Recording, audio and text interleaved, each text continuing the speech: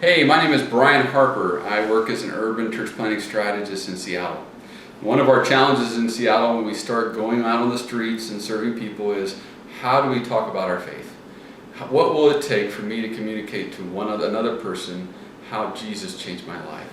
Now, a lot of times we use religious vocabulary and we talk about going to church and I was saved, and these words that really don't mean the same thing to a lot of people. But what I want to talk to you about right now is a simple way you can share your story about how Jesus changed your life and with another person so they can have the same thing happen to them.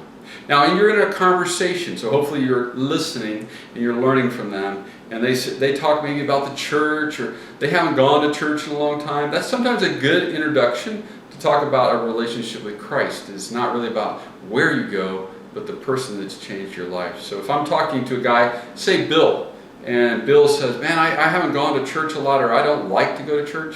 You say, Bill, I understand. Sometimes going to church can be really dry.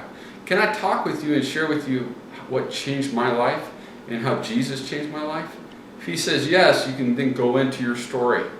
Your story, I usually separate it in three parts. Before Jesus, how I came to Christ, and what happened after Christ.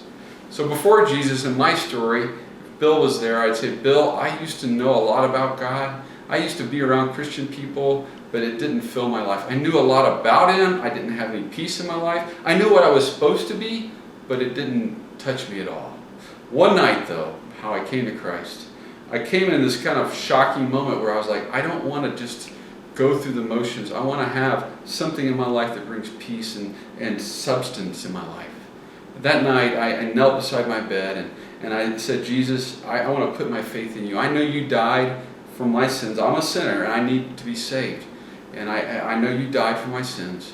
And I know that you're coming back for me. I want to ask you to be my Savior and Lord. That night, I asked Him into my life and He changed my life. He became the one who saved me from all the mess of what my life was and gave me hope. And He became my Lord. He became one who took control of my life, and I live for Him every day. So since then, God has really been good to me. Not that it hasn't been perfect and easy, but God has. I've had a lot of challenges, but God has never left me. Jesus has always been there for me. He is my friend. When others might leave me and it seems like there's no hope, I know at the end of it, Jesus is there for me. That's my story. The great thing about telling my story is it's my story, and no one can say, oh, that didn't happen. It's for everybody because Jesus changed my life.